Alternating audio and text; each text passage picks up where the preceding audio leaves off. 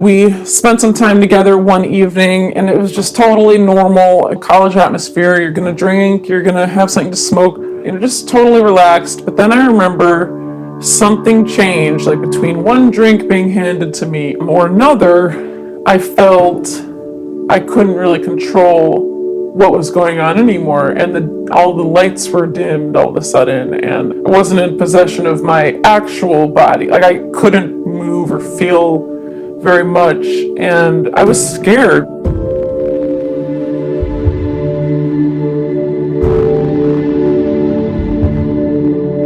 But I couldn't stop him, and he just went right along with what he was expecting the evening to end up like. And so I actually was just crying and immobile.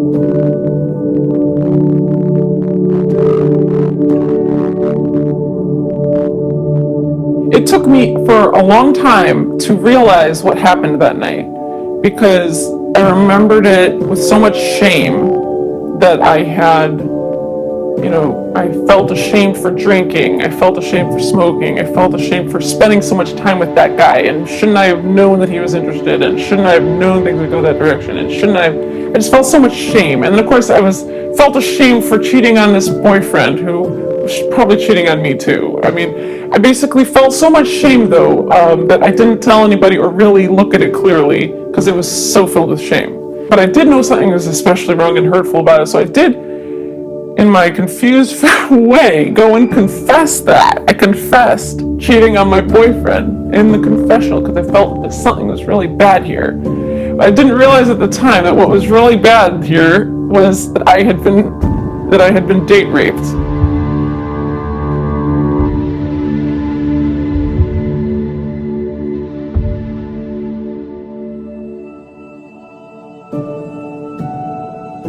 It's tough raising daughters today. Sure, my girls have opportunities that my mother and grandmother simply didn't have, and I'm very grateful for that. But overall, I feel like I spend way too much of my time trying to protect them from, and prepare them for, a culture that's quite toxic for women. Have you seen the videos and Instagram posts and ads that young women are fed these days? It's craziness. The sexual objectification of women is by far my biggest concern as a dad. And it's not just the media. Do you know one of the main issues we face as parents in my community? Our daughters are having to deal with boys as young as 11 and 12 texting naked pictures to them and continually asking them to do the same.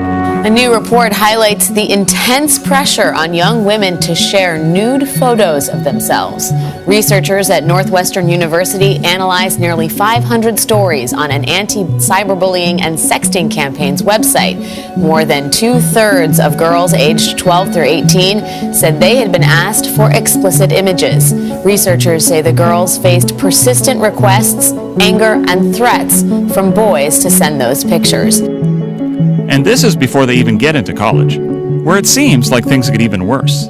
As if parents don't have enough on their minds sending their kids away to school, here's a stat that's going to send a chill down your spine. Based on a recent study, 1/4 of female college students say they were sexually assaulted. This is a frightening but very real part of the hookup culture. One stunning discovery in the report, misogyny and sexual harassment appear to be pervasive among young people. In this new report, 19% of freshman women at a large unnamed private university in upstate New York say they were the victims of rape or attempted rape during their first year of school.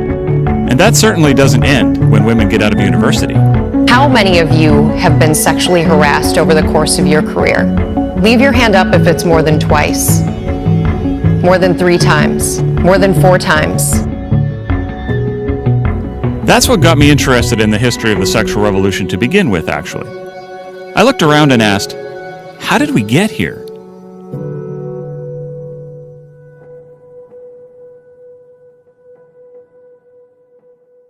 I am sometimes called the mother of the women's movement. My book, The Feminine Mystique, in 1963, broke through the image of women that was absolutely the only image of women in those years after World War II. The image Betty was reacting against was one of a supposedly blissful domestic suburban housewife.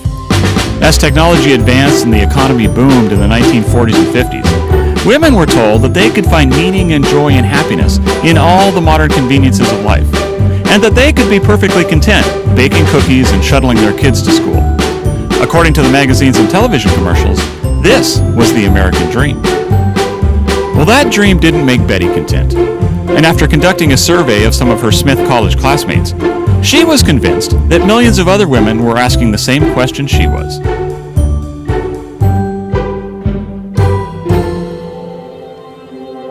Betty Friedan called this the problem that has no name, and she believed the solution was to be found in professional career work. She was convinced that women could be fulfilled and content and happy if they could just get out of their humdrum homes and away from menial tasks such as laundry and changing diapers, into the supposedly exciting jobs that men were doing. Friedan had grown up in an unhappy family, in which her father had forced her mother to leave her career and stay at home. Although she was still working as a writer, Betty herself had given up becoming a psychologist for her husband. She was sure that if those career ambitions were unfettered by domestic duties and spousal expectations, the problem that had no name would be solved. The Feminine Mystique was a huge hit, but it wasn't the only sexual revolution book making big waves in the early 60s. There was another woman author who also believed that contentment and happiness in life was to be found somewhere other than where Better Homes and Gardens was claiming. Long before Sex and the City's Carrie Bradshaw, Helen Gurley Brown wrote Sex and the Single Girl, the year 1962, a bestseller with a radical message at the time. Young women should enjoy work and sex. Sex and the Single Girl sold 2 million copies in the first 3 weeks after its release, and was quickly made into a movie starring Natalie Wood and Tony Curtis. In it, Helen Gurley Brown taught single women many of the same lessons that Betty Friedan was teaching married women. Domestic life was not all it's cracked up to be, and working hard in a career would lead to happiness. But Brown added one more element to the mix: unmarried, promiscuous sex. She's quoted as saying good girls go to heaven, bad girls go everywhere else, and humorously credited with separating more young women from their virginity than anyone else in the world. Sex is one of the 3 best things there are, in my opinion. I don't know what are the other 2.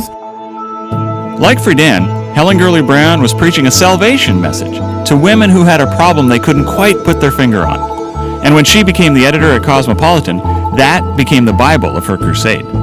The gist of Cosmo was hard work and sex without the kids will set you free. Formerly a literary publication, Brown turned it into a sex manual for young women, and it quickly became one of the world's best-selling magazines.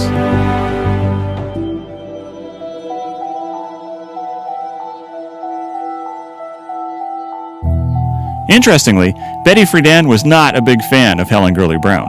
Betty Friedan called Cosmo quite obscene and quite horrible. However, when it came to one piece of technology, they were completely unified: the birth control pill. Now, at first, this seemed like just a side note to me. But as I dug deeper into this topic, I realized that the pill was absolutely essential to achieving their respective goals. Does the sexual revolution happen without the pill? Like how important is the pill to the Absolutely not. It's absolutely crucial. I mean, contraception was the fuel that made the sexual revolution run. You take birth control out of the equation, and the sexual revolution could not get out of first gear. The birth control pill had been approved by the FDA in 1957, not as a contraceptive, but as an aid to menstrual disorders. However, stopping pregnancy was a well-known side effect, and soon more women than ever were mysteriously developing a need to have their cycles regulated by the drug. In 1960, it was officially approved as a contraceptive, and by 1962, 1.2 million women were taking it. By 1963, that number had ballooned to 2.3 million. For Friedan and Brown, the timing was perfect. After all, if you were going to preach that freedom and fulfillment could be found in money and careers and promiscuous sex, you had to have some way to overcome the pregnancy problem.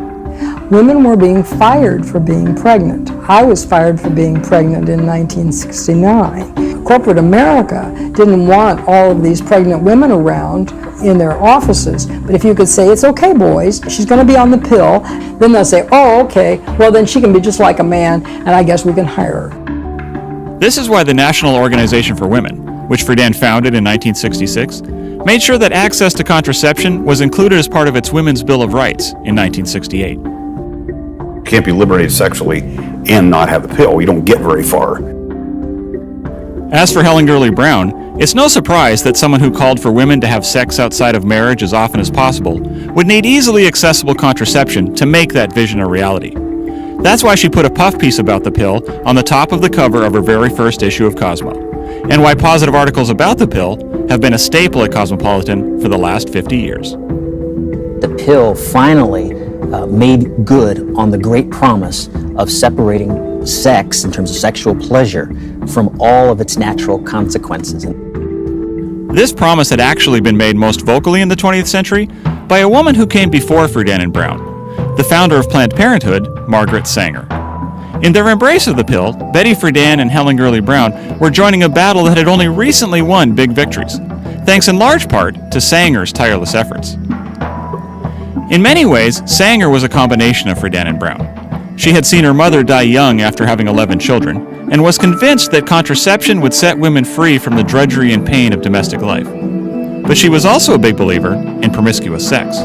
She cheated on her husbands continually and didn't think anything of it at all. She had this wacko notion that evolutionarily speaking, you had these sex juices in your body that if you released them all the time, it actually caused the genius somehow to effuse from your pores and transform you.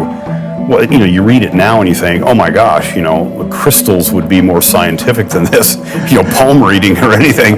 But she really believed that. And of course, apparently, given how much time she spent bed hopping, she must have considered herself a genius of high regard.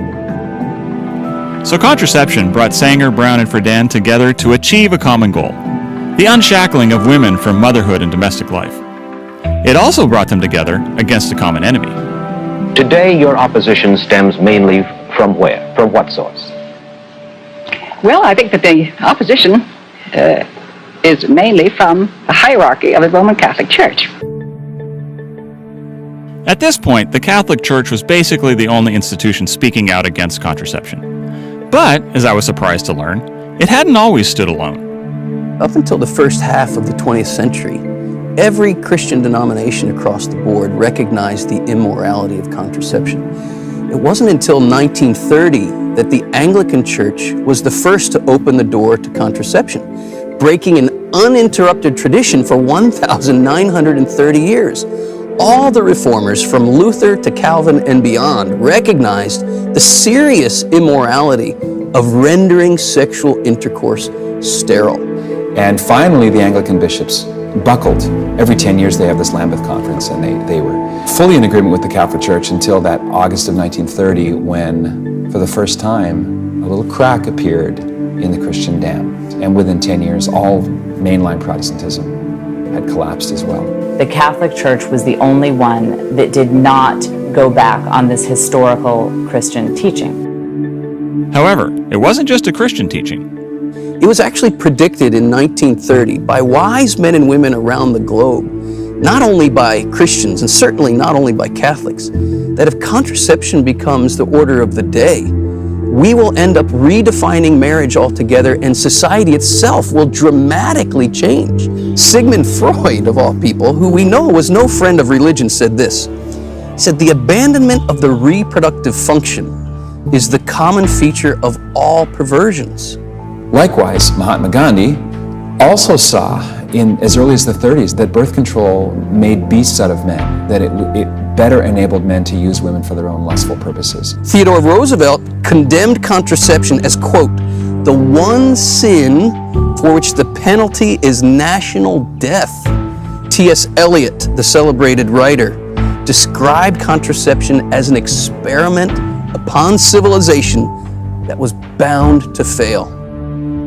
But by the mid-1960s, most dissent had vanished, and there was some anticipation that even the Catholic Church was going to adjust with the times. There had been a commission that had been set up by Pope John the 23rd to look into the question of contraception right around 1960. There was no sense that the church was going to reconsider its teaching on contraception. It was how would it present this teaching in a very different world. But when he died and Vatican II started, Pope Paul VI decided to greatly expand that commission.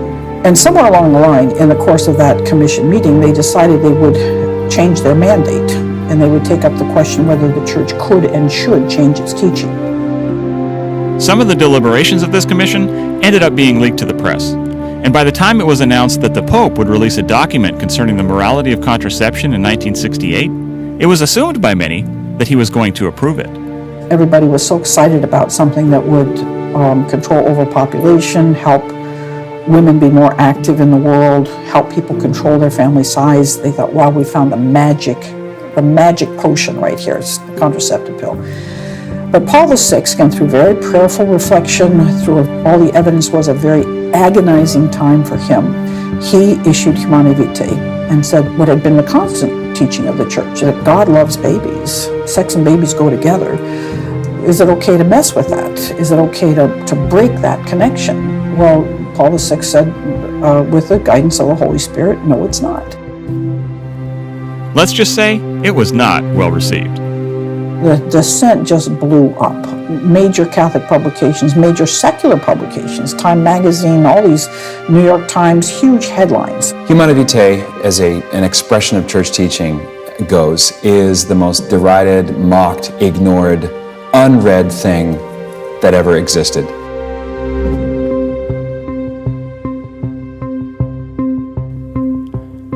People may not have been reading Humanae Vitae, but they were reading Cosmopolitan, which was filled with thrilling stories about the happiness that the sexual revolution was bringing women. Unfortunately, those stories weren't true. Now, when I was at the University of Missouri School of Journalism, we could choose a magazine to study, and I had chosen Cosmopolitan. Reading these articles in Cosmo, I said, these are too pat. These stories are made up. And when I got to Cosmo and got on staff, I found out they were. So they were too clean, they even were at too the time. perfect. Yeah. Too perfect. Helen Gurley Brown had written a little handout on writing things, and she even had guidelines on how to make up an expert. It's much easier than actually going out and finding some expert who's quotable. And I remember one time making up an expert, and I just called him a Los Angeles psychologist. But I mean, I'm laughing about it now, but of course it was a very serious thing. Is young women believed these stories, and they were just sex fantasies, and they began to live them. Give me an example of the type of story you would. Well, this kind of story that this woman she goes to Paris. She meets a man on the Champs-Elysees. She helps him order a pastrami sandwich at a Jewish deli. They go back to the hotel on the left bank. They fall into bed, laughing, and the next morning she knows she's in love. Well, that woman didn't actually exist. We presented these stories like women were having these wonderful lives. And think about it, you're out there in Michigan, you've got 3 kids, the baby just threw up on your shoulder. And this just sounds so wonderful that these women are living these exciting lives. And women divorce their husbands over these things.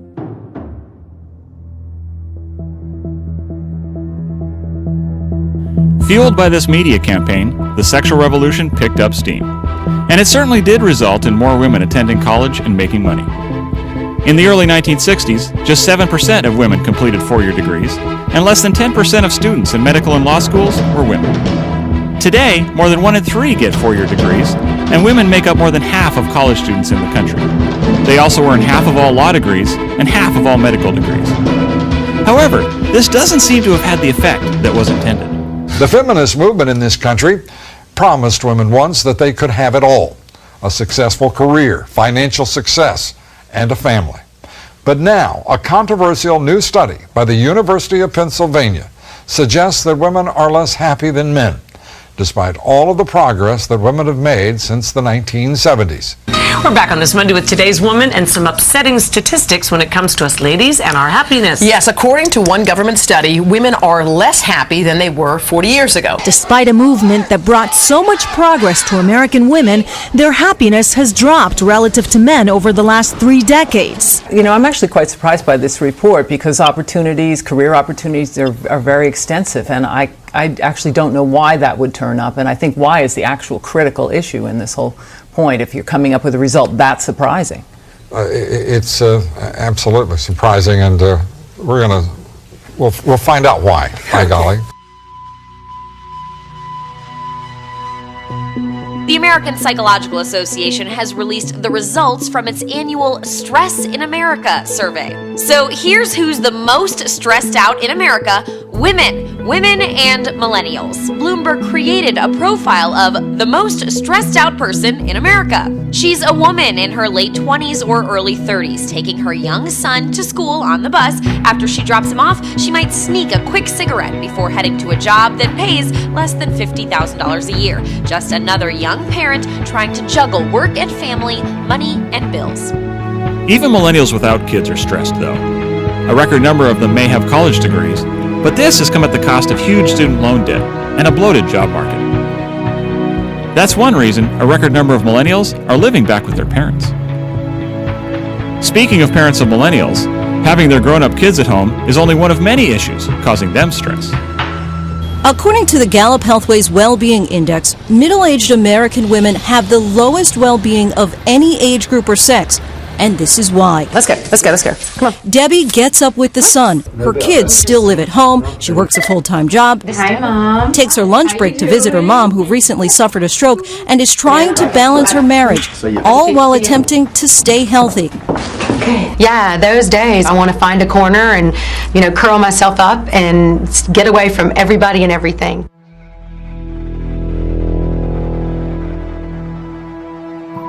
But the stress of trying to have it all wasn't the only negative consequence of the sexual revolution. It also had a very distinct effect on relationships and family life. Interestingly, many of these developments had been explicitly foreseen by Pope Paul VI and others. It was predicted, in fact, that we will see an increase in adultery, an increase in premarital sex, an increase in divorce, an increase in fatherless children, and that would lead to an increase in crime, drugs, poverty, so many of the social ills we're experiencing today that we just kind of take for granted as part of the world. Now hold on. Can all of that be traced back to contraception? Well, it's more complex than this, but let me show you the inner logic, and the inner logic is really undeniable. Human beings are often tempted to do things we shouldn't do. This is part of our fallen nature, right? We need deterrence. For example, what would happen to crime rates in your community if there were no such thing as jail terms? Well, they would go up. Apply that same logic to our sexual behavior. The temptation to commit adultery has always been there. Adultery is nothing new. But take away the main deterrent from committing adultery, which is the fear of an unwanted pregnancy, and what's going to happen to rates of adultery in a given society? They're going to go up. What's one of the main causes of divorce? Adultery. The sexual revolution certainly did lead to an increased divorce rate. But for decades, the message has been that this really isn't a bad thing because women are better off and kids are resilient. Dr. Jennifer Roback Morris runs an organization called the Ruth Institute, which is dedicated to helping victims of the sexual revolution. According to her, divorce has actually been a disaster, and women and children have been particularly hard hit. My husband and I experienced 4.5-year infertility crisis, and we resolved that crisis by adopting a little boy from a Romanian orphanage. He arrived in April, 2.5 years old, and then our daughter was born 6 months later. But those two kids showed us very clearly, children need their parents. And children are not potted plants that you can put on a shelf and water them once in a while and they'll be fine. That is just not true. So much goes on in the first 18 months of a child's life. And we saw that with our little boy by what he had missed and how difficult it was to make up all the things that he had missed. He's doing fine now, thanks be to God. But it was scary. It was a very scary time. But that's what convinced me that children need their parents. And you will never talk me out of that. I don't care what slick ad campaign anybody comes up with or what kind of propaganda comes down the pike saying that kids are resilient. Ugh. Kids are not that resilient. Kids need their own parents. And so that was the turning point for me. Layla Miller started chronicling the effects of divorce almost by accident. She noticed some sadness in one of her friends that seemed to be related to her parents' divorce, and she was curious about it. So she put out a questionnaire on Facebook asking for feedback from now adult children of divorce. I got, probably in the first 2 days, I got about 100 people. I got what I consider to be an avalanche of pain. You can't even imagine what the children of divorce go through. They all had so many of these issues, and they can point to, especially now as adults, because maybe at the time they didn't even understand, why am I full of such self-loathing? Why am I so insecure? Why am I looking for love in all the wrong places? Why am I acting out violently? And then they realize as they grow up, my whole identity, even who I am, everything I knew about my life was blown apart. I had no say in it whatsoever. And I was expected to go along with it and think it's good. And no one, not even counselors, no one asked me about how I felt about it, or whether I had some thoughts that weren't so pleasant about what just happened to my life. Here's one I hear all the time. Your parents get divorced, then they get remarried. So you're going from one house to the other. But your remarried parent over there, they have a child together. And that child doesn't have to go anyplace. That child gets to be with their mom and dad all the time. But you are going back and forth from mom and dad. And when you go to your dad's house, there are pictures of dad and his wife and their children and their whole extended family on both sides. All of that's on the wall. But there are no pictures of you with you and your mom and dad, or your mom's side of the family. None of that is over there. It's like half of your family doesn't exist half of the time. So having two half homes is not the same as having one home. Themes of isolation, themes of abandonment. A lot of these people go on to their own marriages in stark terror of either being abandoned or abandoning and leaving their own marriage because they never had a model of how to stay. And so you get some of the participants who are explaining how they would plan, even though they had a wonderful spouse, but they would plan for that day that either they would have to leave or that the spouse would up and run, and yet there was nothing wrong with their marriage. It never, ever ends for the children of divorce. It shows up at holidays, it shows up at weddings, it shows up at graduations. Who's supposed to have the seat of honor? Is the new wife really going to come? Do we have to put up with the stepdad? It goes on and on and on. The idea that kids get over it, it's just not true. It wasn't until one of their parents actually physically died where they felt it's over. And this could be decades after the divorce. And others said, almost identically, some of them, when their one parent would die, and then they said, oh, I guess my parents aren't getting back together. The message that the kids get is that love can stop, that love, even though it was supposed to go on forever, ends when you're not happy anymore with the person. So that sets them up for a life of thinking, okay, I'm only lovable until I'm not, and then what happens? Kids aren't the only ones adversely affected by divorce. Women suffer as well. Studies show that women who have been divorced have much higher financial, emotional, and psychological stress than their married counterparts. Part of this is simply the extra workload they take on. A new report today confirmed what millions of us already know, that the powerhouse driving so many families are moms who work outside the home. They're the primary breadwinners in a whopping 40% of families, nearly 4 times the number in 1960. And of those women, 63% are single mothers, with a median income of only $23,000. There are 10 million single mother-led families in the U.S., which is triple the number in 1960. If it were not that divorce touched on sex, as Peter Kraft has said, it would not be allowed in this society, something that is that detrimental to the foundations of society. And yet because it's about sex, because marriage is about sex, divorce is about sex, we allow it. We allow it and we affirm it.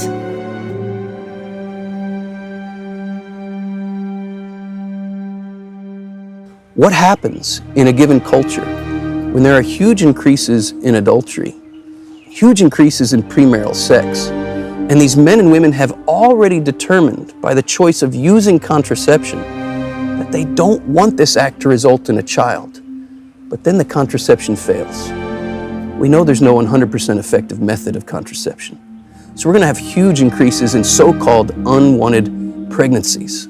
What's the next demand? What happens next? There's a demand for abortion as a way to back up failed contraception. It's not surprising that Betty Friedan founded the National Association for the Repeal of Abortion Laws in 1969. and Margaret Sanger's Planned Parenthood became the country's leading advocate and provider of the procedure. The Supreme Court actually acknowledged this in its 1992 case, Planned Parenthood versus Casey. It said for many years now, people have been making decisions that define themselves and their place in society based on the availability of abortion in the event that contraception should fail.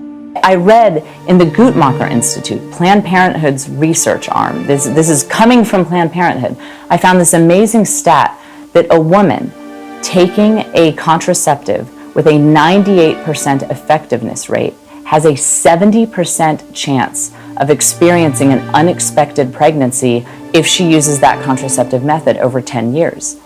And this is what I saw as a young woman. I saw so many women who were college-educated, intelligent, responsible young women. They were following everything society told them to do. They were being responsible sexually, and then something goes wrong, something didn't work out. They end up with a positive pregnancy test, and they felt like they had no choice. I have known many women who ended up in abortion clinics. Not one of them ever felt like she really had a choice. Once the feminists started pushing for abortion and contraception, I just naturally thought those were good for women. So I got pregnant the third time by surprise. I had been so unhappy on that pill that I didn't want to go back on it. But we had 2 children, we just had a second, and we didn't have a lot of money. So I went back to a doctor and I said, I don't like this pill, it makes me depressed. He says, oh, aren't things going wrong in your life? It can't be the pill. And so he gave me the I was so mad at him, but I took the prescription and walked out the door. But he didn't bother to tell me that you have to take that pill for a month before it's effective. And I started, and I was pregnant within a month on that pill again. And so this time, we were in a panic because we didn't have much money. Our books were not selling that well. We had 2 children, and at this point, we decided we had to have an abortion. And that was the worst decision of our lives.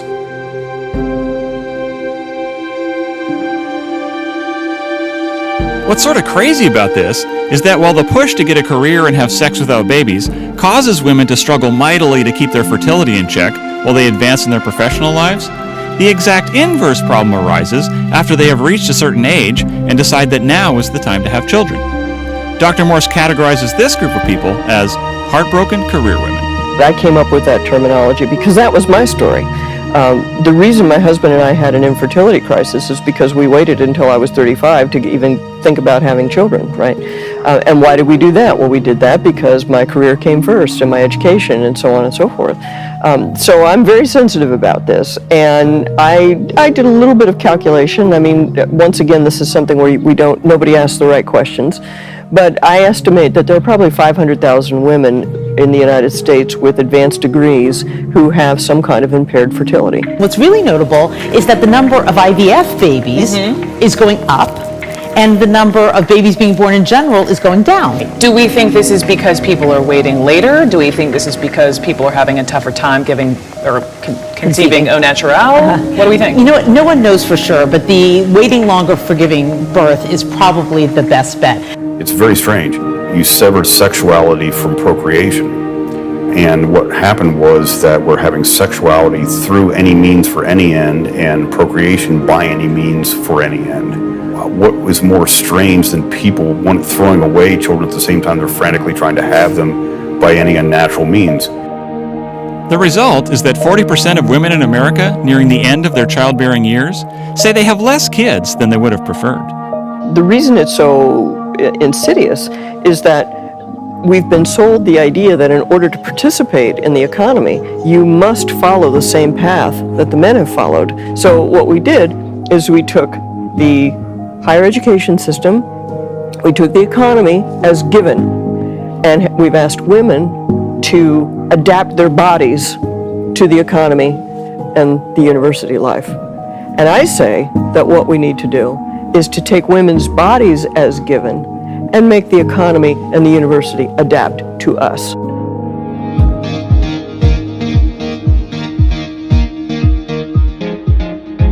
Although the university has not changed in the way that Dr. Morse would like, it certainly is different today because of the sexual revolution. Indeed, it can be argued that campus culture is the section of society in which the combined ideals of Betty Friedan and Helen Gurley Brown are on clearest display. Here, casual sexual encounters have become the primary currency of social interaction. These relationships have two main characteristics. They become sexual very quickly, often before the partners even know each other at all, and they don't require commitment or develop into anything deep and long-lasting. Sociologist Mark Regnerus calls this cheap sex, and argues that both of these developments are a direct result of wide acceptance of contraception.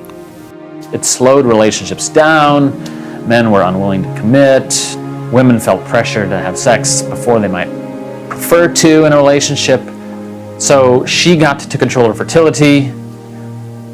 He got charge of the pace with which relationships became sexual.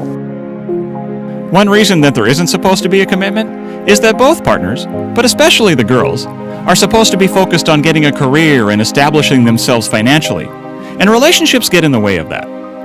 Unfortunately, cheap sex doesn't actually feel cheap to young women. She had agreed to be friends with benefits with a guy on campus, and she thought at the beginning of that she could do this, that she could be friends with this guy, sleep with him when they felt like it, and have no emotional attachment to him, have no emotional repercussions. And she was confiding in me that didn't turn out to be true.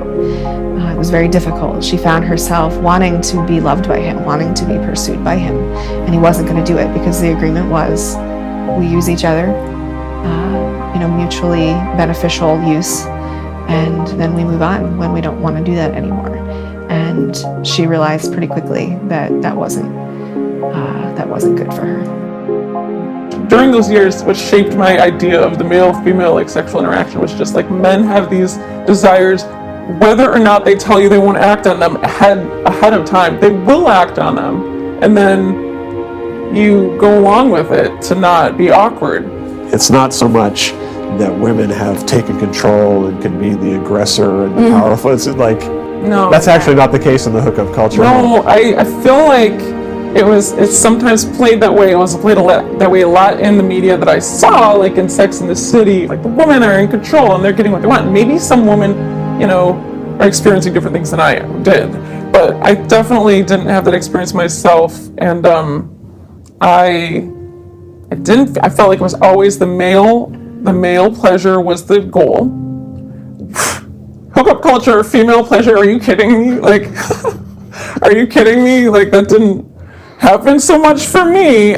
So the morning after, are there any girls on college campuses looking back at the night before saying, that was awesome? No, I didn't experience that. Instead, it was often jokes about, that was really awkward, or, oh my gosh, you won't believe what happened.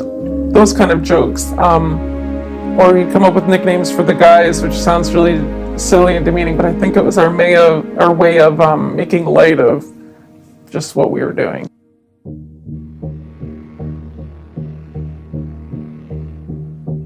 I had an interesting moment where I was sitting on my bed reading this On Human Life encyclical, and I had some women's magazines spread out in front of me.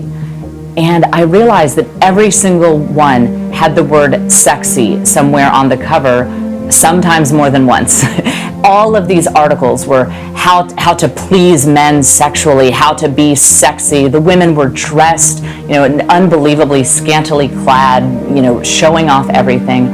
And I thought, this isn't how my grandmothers dressed. This isn't how my great-grandmothers dressed. This is not how women have ever been encouraged to dress in human history. And I had always bought into these ideas that, that's because women were repressed, and it was an anti-woman thing, that women didn't used to let it all hang out. And then I thought, as a woman, I don't think I want to be told that wearing micro mini shorts and a tube top is how I should be dressing. I wish the standard of style was frankly a little more forgiving. I thought this is actually very anti-woman, this new image of women where we all have to have perfect bodies with not a flaw on them, and wear these fashions where everything is just hanging out all the time. And I thought, when did this style of dress change? When did it go from women dressing in a fashionable but dignified manner to having to look like stripper Barbie all the time? And I realized it was right around when our society accepted artificial contraception. And in Humana Vitae, Pope Paul VI predicted back in the 60s, he said, if we accept artificial contraception, men will start to look at women as objects. Women will start to feel pressure to make themselves objects for men. And I looked from that encyclical to the magazines on my bed, and I realized it happened. He was right. Contraception has readjusted the relationship between men and women forever. It's a complete game changer. The man can use the woman as a sexual object. The woman, thanks to contraception, becomes a masturbation device. And we see this working itself out in the mainstreamization of pornography. When Humana Vitae was released and rejected in 1968, within 12 months, you had pubic hair in Playboy magazine for the first time. Then you had the rise of other more gnarly, more hardcore magazines. The Hustler, Penthouse was the next generation. And then with the invention of the modem, you have internet pornography, which is, I mean, you can access the most horrifying, illegal content with a click of a mouse. All of it was enabled by this fundamental refusal to organically unite children with sexual experience. Pornography has become so pervasive and is so clearly harmful that governments around the world are starting to call it a public health crisis. And it's not just the objectification of women directly that is a concern.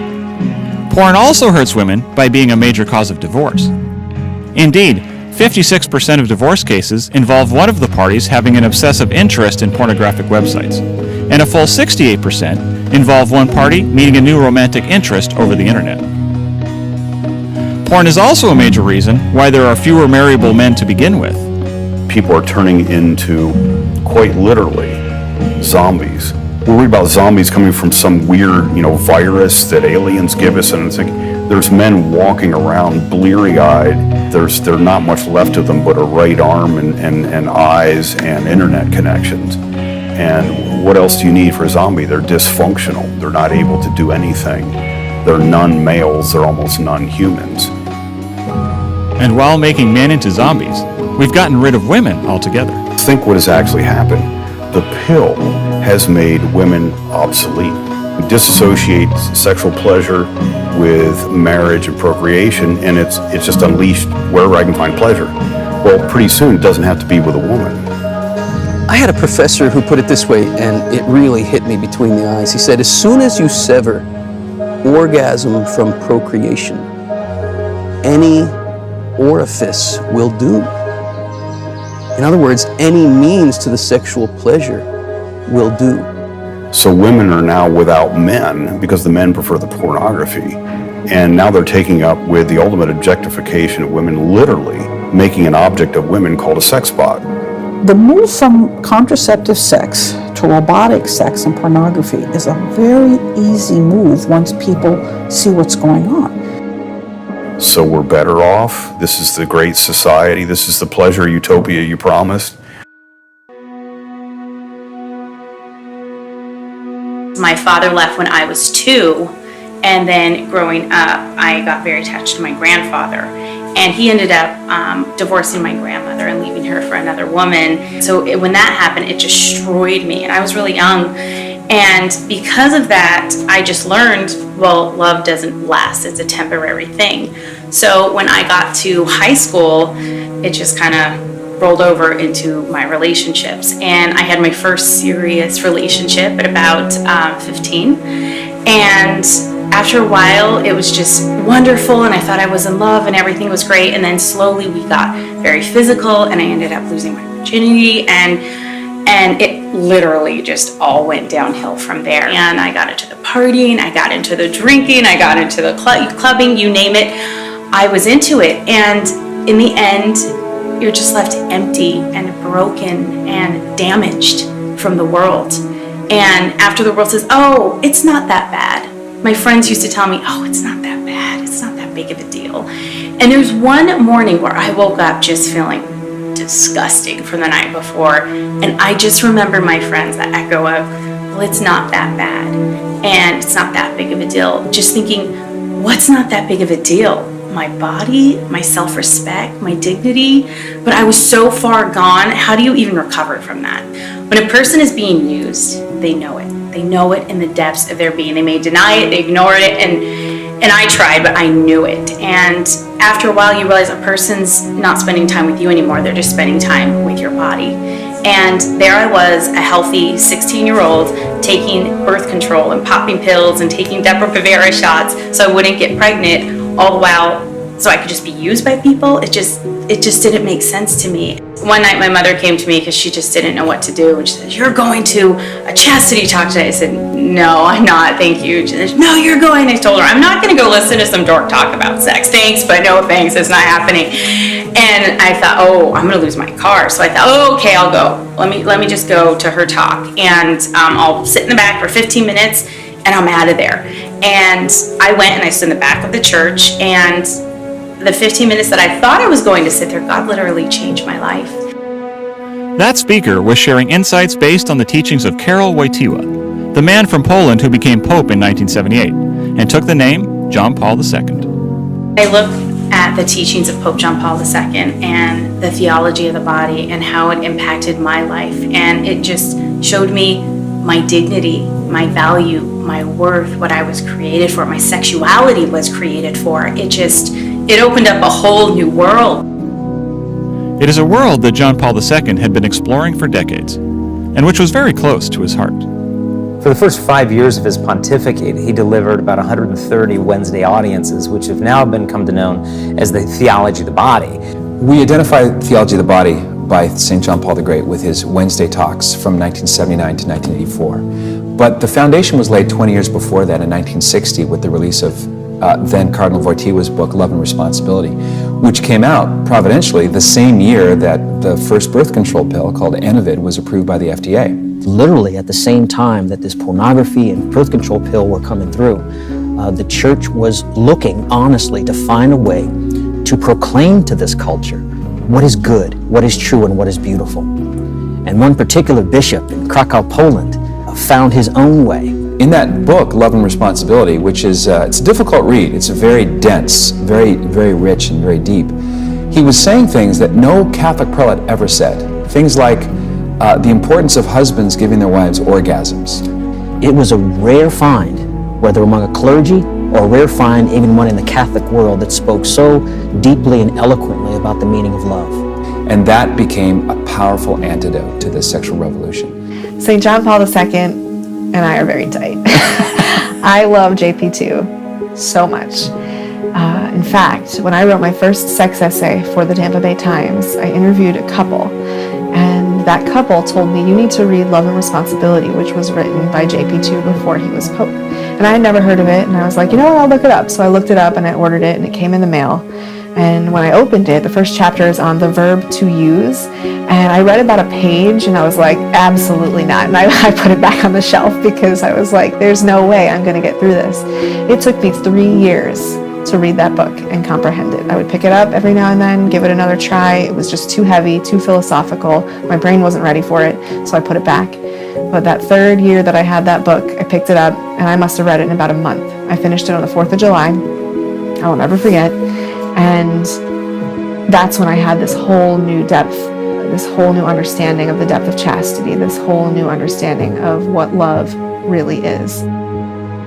It was an understanding that John Paul II had developed over many years of ministering to young adults before he became Pope. John Paul II, when he would teach the university students in Poland, the women in the class would be like, well, surely he must have been married or at least engaged. Like, how could he know us so well? Well, he knew them well because he listened well. There was a woman who is a human rights activist who suffered greatly under communism, I believe also Nazism.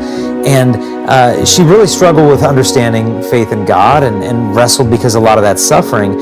And her friend was able to arrange an opportunity for her to have a private meeting with Pope John Paul II. And they sat down for a long time together.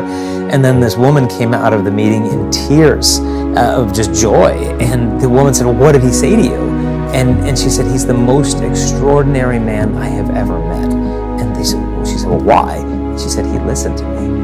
And that was the genius of John Paul II. He knew that what we had to say was more important than what he had to say. And he really felt that way. And so you have this man who spent years listening with not just his ears, but his heart, camping with young people on these trips, young married couples. And they say of the 50 to 60 young engaged married couples that would go on these canoeing trips with him in Poland, there was a divorce rate of 0%. None of them got divorced. And when you learn what it is that he was teaching them in the wilderness, then it becomes obvious why.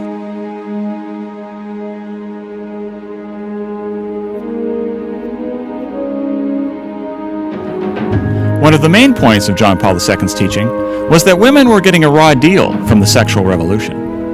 There was one instance where John Paul II was addressing a number of bishops. And after this meeting out of the bishops, one of them, Bishop Darcy of Indiana, came to him and said, Holy Father, there's one word that struck me during your address is attractive. Like, how do we make these difficult moral teachings attractive to the modern world? And he said, John Paul became very serious, like a philosopher, and gave a response that Bishop Darcy said is forever embedded in his heart. He said, John Paul said to him, it is necessary to understand the soul of the woman. He said, all of these things that have promised to liberate her, premarital sex, contraception, and abortion, have they not enslaved her? But that one power-packed little sentence, if you want to understand this whole issue, you first have to understand the soul of the woman. And if you don't get that, you're not going to get the rest of it. Somewhat paradoxically, in understanding the soul of a woman, John Paul II started by affirming the beauty and dignity of the woman's body. What I love about it is that it's counterintuitive. You think, well, if there's an emphasis on the body as evil or sexual excesses, the solution you'd think would be to focus on the soul and spirituality and prayer. It's not what John Paul II did. He focused on the body and the goodness of the body, and the body as an integral part of who we are, and not an instrument, not an external, kind of widget that I use at my will, but I am a body and I am a soul. And so it's that integration that powers the message of the theology of the body. It was this love of the body that led John Paul II to take the loincloths off the nudes in the Sistine Chapel. When Michelangelo originally painted the Sistine Chapel, people got pretty upset about it in the Vatican, saying, this is like a stew of nudes. This belongs in a tavern or a brothel, not a papal chapel, all this nakedness. And so as soon as Michelangelo died, because he wouldn't do it in his life, they had many of them painted over. They chiseled out Saint Blaise, his whole head out of it, and changed the direction of it so he would be looking away from Saint Catherine of Alexandria, who was nude. And so they had all these renovations. And John Paul II said, no. Purity is not about spending the rest of your life avoiding the sight of the human body. Purity is about seeing the glory of God in and through the human body. And so he ordered these restoration artists to go through and peel away the years of the soot and the grime, and to be able to take off many of these loincloths and restore it to its glory. And in many senses, that's what he did to the church's teachings on sexuality. That many of them had been encrusted under these countless misunderstandings and just a confused notion of what the church really taught. And he kind of peeled that away so we could see God's original design for human sexuality and all its beauty and all of its glory.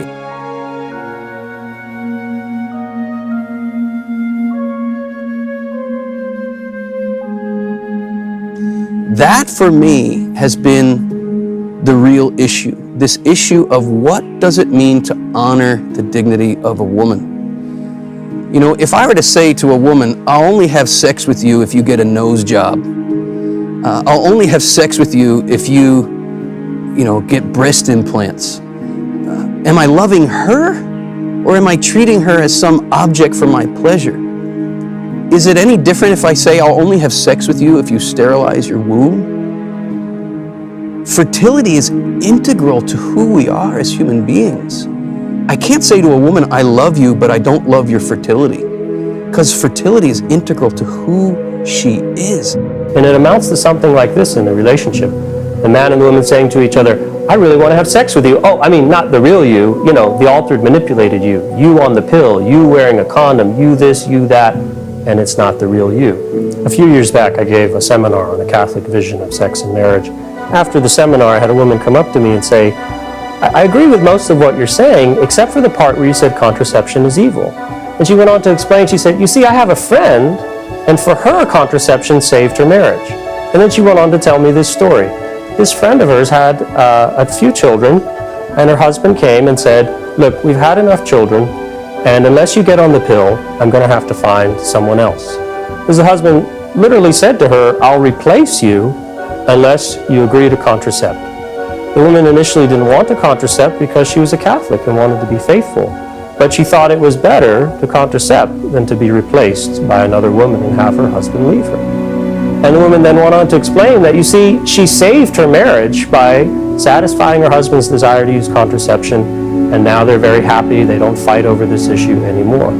What's interesting, if you look at this from the perspective of John Paul II's theology of the body, the whole point would be is that the man did replace the woman with an altered, manipulated version of herself. And the woman allowed herself to be replaced her true self with her contracepted self, and gave in to her husband's desires precisely to relate to someone other than her as she truly is. So it's interesting to note that all the early feminists of the 1800s recognized contraception would degrade woman, would lessen her in the eyes of men.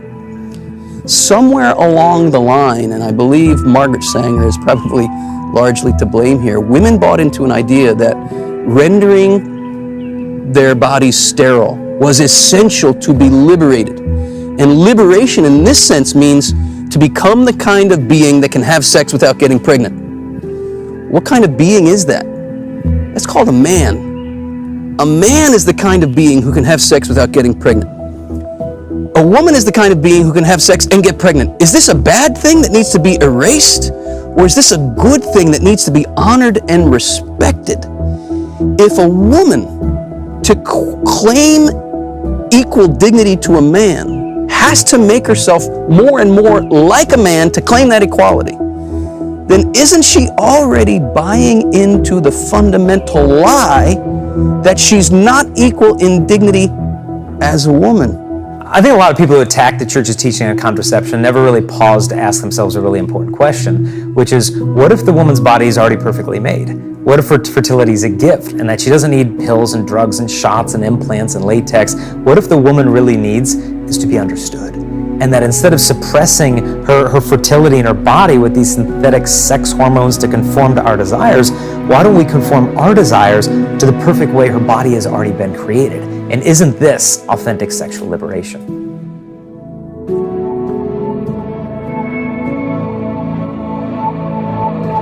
John Paul II also talks a lot about the language of sex. He notes that the body and the way we use it sends particular messages to others. The sexual act has a meaning. It's what one person is saying with his or her body to another person. And what John Paul II says, what the language of the body says, is that I'm willing to be a parent with you, right? I've chosen you out of all the people that I was attracted to, and that's usually a lot, but you're the one I want to be a parent with. I want my whole life bound up with you, right?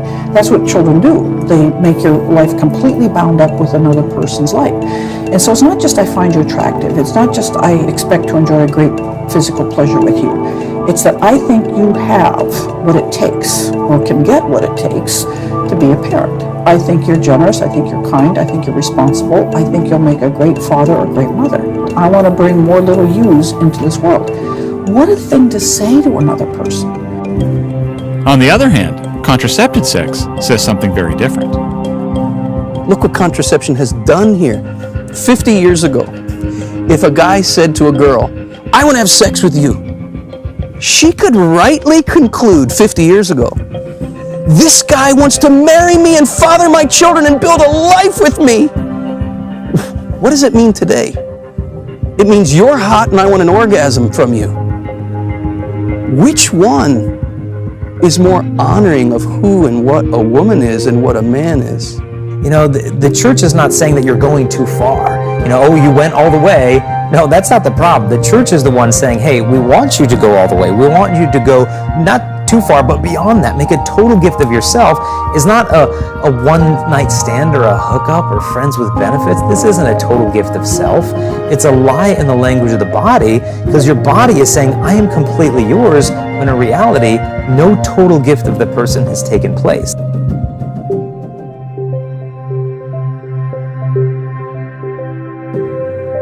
The idea that there should be a gift of the total person comes from John Paul II's definition of love. A lot of people think love is strictly a feeling.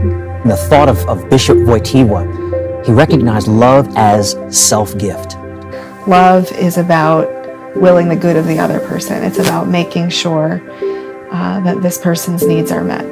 It's about laying down your life for this person. Where you're actually wanting to do what's best for the other. And when you explain this to people, like, yeah, it makes sense. I know that ache of being alone and that ache of dissatisfaction when I've settled for something less than love. So the opposite of that then is not so much hate as we usually think of it as an emotion. What's the opposite of love then? So if love is this self-gift, willing the good and entrusting ourselves to the other, he posited that if it's in the will, then the opposite is to use one another.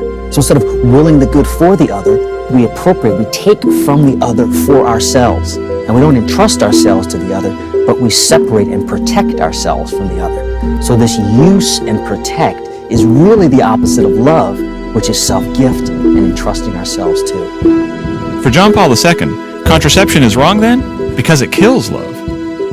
Contraception changes the very nature of the sexual act from loving a person to using a person. Now, sexual pleasure is a great gift from God, and we need to rejoice in that gift properly understood and lived. But as soon as you remove fertility from the sexual equation, the goal is no longer starting a family. The goal is no longer serving the next generation. The goal is pleasure. And when pleasure is the goal, what do other human beings become? They become means for our pleasure.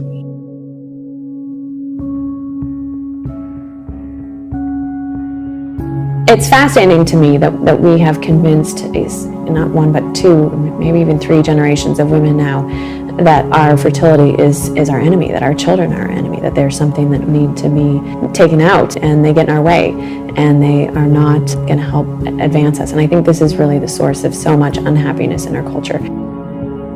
This triumph of the contraceptive mentality has changed everything about our view of children. It's almost like we're living in as someone once said, a post-apocalyptic wasteland where infertility is the goal.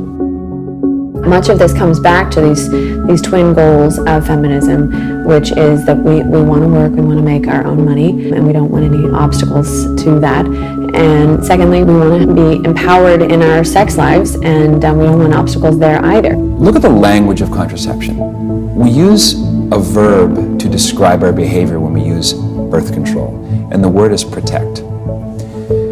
If it's really cold in northern Alberta, I need to protect myself from the frigid air. I wear a parka or I stay indoors. If I'm at war, I need the protection from the enemy with a bulletproof vest or a tank or whatever. But what am I protecting myself against when I use contraception?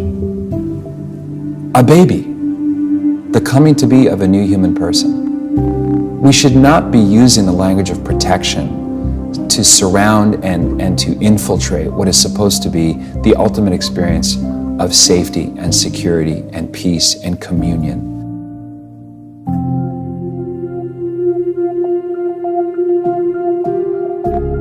So the sexual revolution has caused the death of love between the sexes, and the death of love between mother and child.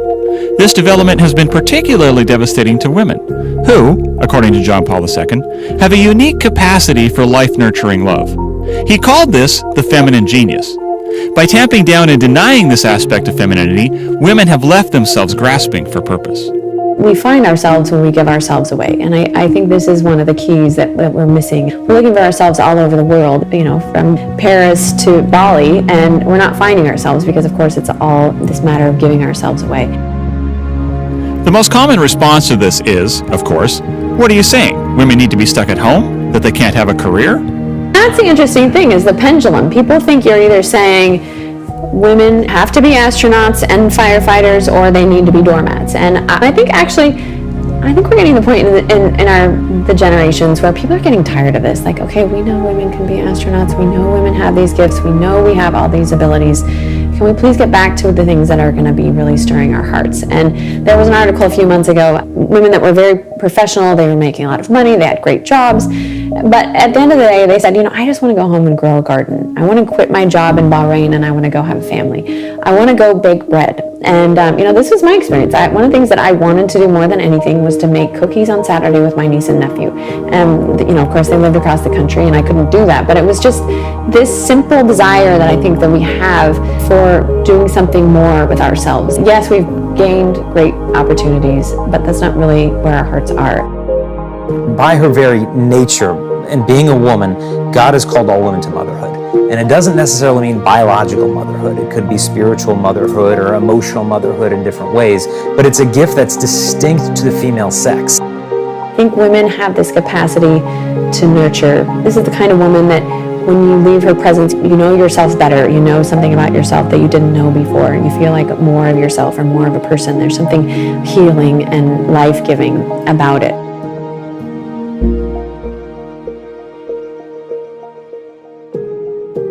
John Paul II did not think that motherhood necessarily means having biological children. But that doesn't mean that he believed women should avoid having kids. And that is because parenthood is one of the primary ways in which both women and men learn to love at the deepest level. I remember the first time I held Naomi, my oldest daughter, and she's screaming. And I said, Naomi, it's okay. Daddy's here. And I don't know what I'm saying. I'm crying and I'm talking. And when I start talking, she did one of those and looked at me. And she looked right at me. I don't even know if she could see me or not. It didn't matter. She looked right at me like, I knew that voice. And yeah, we're talking to in the belly all those months and whatnot. But when she responded like that, something kicked in me. And I wanted to tell the world, I wanted to profess to her and everyone, I will die for you. I will live for you. And I hate to compare, because, to compare is to despair, but, it took a while to get that with Melanie, my wife, right? Praise God, I'm there. I will live for her. I will die for her. But it took a while. This was within seconds of this little baby looking me in the eye. And it was just this instant sense, you can trust me, is what I felt. You can entrust yourself to me. I will your good. And yeah, it's hard. It's unbelievably hard. And it's hard because with each child, it unravels, it makes bare my own sin. The more they annoy us, the more they bother us, the more they just get under our skin, is a bigger light bulb that says, oh, there's something that hasn't been worked out. There's a way that I can learn now to see my own weakness and defect and to make sure it doesn't pass to another generation.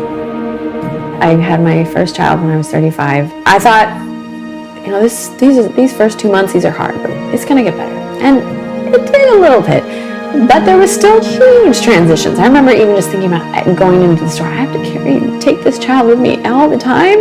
And it was just, I was used to traveling the world. I lived in France, I lived in Poland, I lived in Italy, and suddenly my life has just turned upside down. But the bigger thing was that I thought, every week I had this sense like, okay, next week's going to get easier. It's going to be better next week.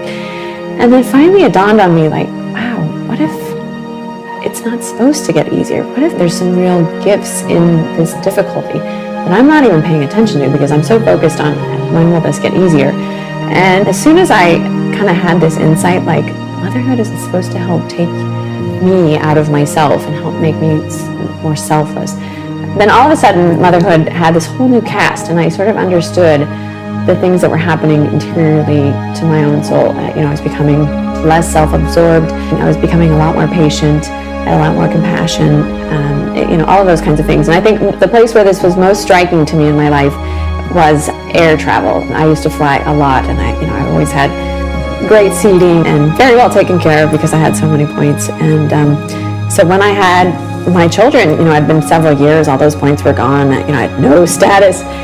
And I was so excited to just be on a plane and not have anybody bother me.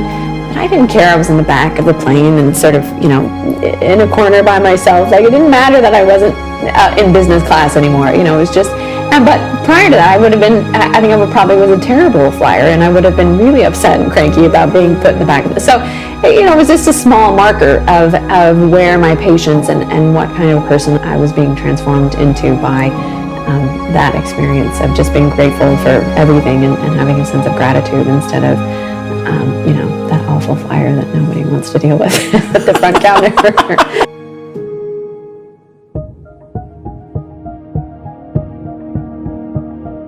So take a married couple. They've come to the conclusion, their eyes have been opened, that contraception is damaging to their relationship. Does this mean they just have to have 15 kids? The Catholic Church has never taught that couples are obligated to have as many children as is physically possible. Never was the teaching of the Church, never will be the teaching of the Church. But here's the question.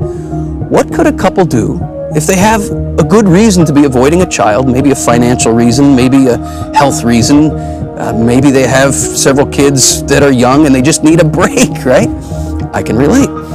What could they do to avoid a child that would not violate the dignity of their sexual union? Chances are everybody watching this is doing it right now.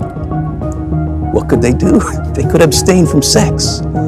There is nothing wrong with abstaining from sex. We do it all the time. Every married couple knows that abstaining from sex can be a profound act of love. And oftentimes, very often in married life, love demands abstinence. And if you can't abstain, your love is called into question. You might want to make love, but you're at the in-laws and there are thin walls. If you can't abstain in this situation, your love is called into question. You might want to make love, but one of you is sick. You might want to make love, but it's after childbirth. You might want to make love, but you're in a public place. If you can't abstain in these situations, your love is called into question. And you might want to make love, but you have a serious reason to avoid a child. If you can't abstain in this situation, isn't your love called into question? Does this mean you have to abstain until you hit menopause? Well, let's look at that. A couple past childbearing years know that if they engage in intercourse, it's not going to result in a child. Are they contracepting? Not at all. They're accepting the way their bodies are made, the way the Creator made them. Well, guess what? A woman is naturally infertile for about 2/3 out of every month during her fertile years.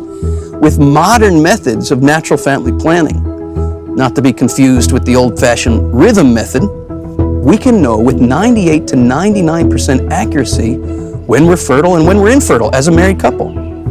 Armed with that information, it's the fertile time. You have a serious reason to avoid a child. What should you do?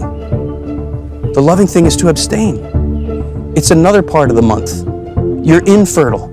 Is there any reason you have to abstain now? I don't know. Are you in a public place? Are you at the in-laws with thin walls? Or is one of you sick? If not, if all systems are go, rejoice. Come together. This is the way God made them. One of the transformational realities for Melanie and me when we first got married was introduction to what's called natural family planning. And we grew up Catholic and thought we'd been around circles. We'd never even heard of this before. So literally we're on our engaged encounter weekend, sitting on the floor, one of these evenings, and this couple, this is not a cliche, they rolled in with the little 3 Series BMW, jumped out of the car into the retreat center, gave like a 12-minute talk on NFP, natural family planning, blah, blah, blah. And Melanie and I, we both got graduate degrees, we're Catholic, we're looking at them like, what the heck are they talking about? I mean, they were given this enthusiastic, this has changed our marriage, 98% effective, and put this and blah, blah, blah. And we're looking at them like, we should find out more about that. Every other couple in the room there was like, that was a waste of time. But Melanie and I went up and we signed our names to find out more information. Because you know what it was? It was them. There was something about them that was attractive. We weren't sold from hearing it the first time. We looked at them, we're like, whatever they got, we want that. That was the truth. That changed our life. What I found about using natural family planning instead of artificial contraception for child spacing is it's really more of an alternative lifestyle than an alternative to contraception. It is completely effective. There are these wonderful modern methods that have sometimes an even higher effectiveness rate. But it's a mistake to see it as an alternative to that because it requires that you approach human sexuality from an entirely different perspective. It is a sacrifice-based method of child spacing. You don't get to do whatever you want, whenever you want. And that is the big difference between natural family planning and contraception. With natural family planning, we're talking about abstaining from intercourse during the woman's fertile period. It amounts to waiting for each other. But in contraception, there is already a statement there, although we could wait, we're not going to wait, and it comes across simply as this: sex with you is good, but not worth waiting for. You're not worth waiting for. You see, my love for you doesn't inspire self-control in me. You don't inspire self-control in me. You see, this is the point of contraception. Love is patient, but I'm not. See, the problem is that we have been trained as a culture, particularly since the advent of the birth control pill, to look at love through the lens of sex. And it's almost like looking at a binoculars the wrong way. We're really called to understand sex through the lens of love, right?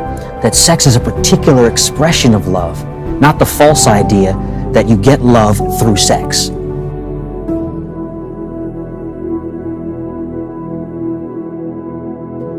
Basically, the only warnings we were ever given, I think, for casual sex was just make sure you're wearing protection, make sure you're on the pill, make sure so you don't get pregnant. That's that. That's all. That's the only kind of warnings I ever heard. And of course, no one would ever suggest, because it's assumed you're just going to participate in this culture, no one would ever suggest if you really, don't, if you just maybe just don't have sex with people. Like, no one would ever suggest that.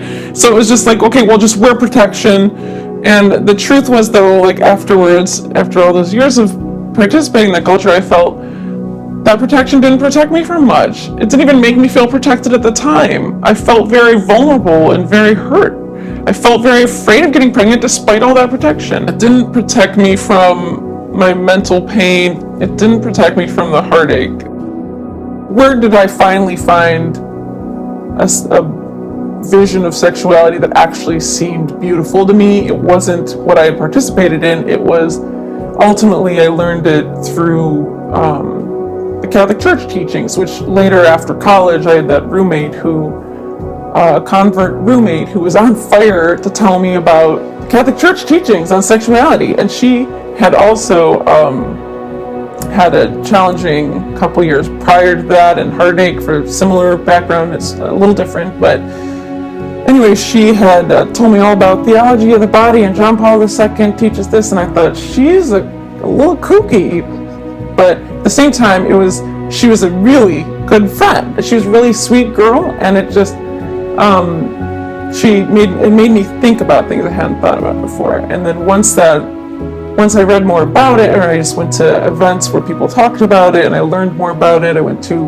a Christopher West conference, and it was very compelling once I absorbed it. And I thought, screw whatever I was doing before. I want to be in a relationship where someone values me, values my entire being, not just my body, but my heart, my soul, and I also don't want to be in any of those pressure scenarios again. And I just feel like so much of it was. And that's where John Paul II is just so amazing when he wrote about it. And it was such an appreciation for women, I felt. And I liked how he put it. He said, the opposite of love is not hate, it's to use someone.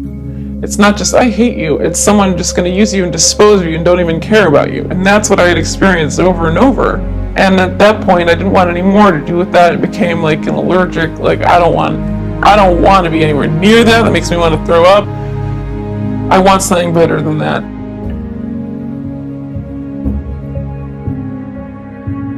We know 50 years after Humanae Vitae better than we ever knew at Humanae Vitae. We've been living in, contraceptive hothouse. The experiment's been done.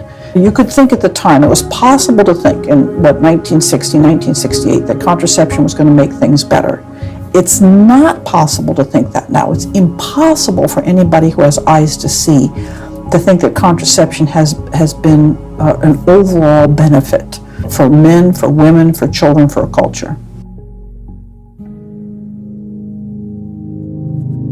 I am done with all that I've called love. Won't go back, my heart is all torn up. But you've been here, fixing me with needle and thread. Please take my shame for holding these regrets, my lack of trust, my blame. You die to forget. Oh, take it all to finally set me free. Oh, I hear you calling as I'm falling apart. Oh, you're here, protecting,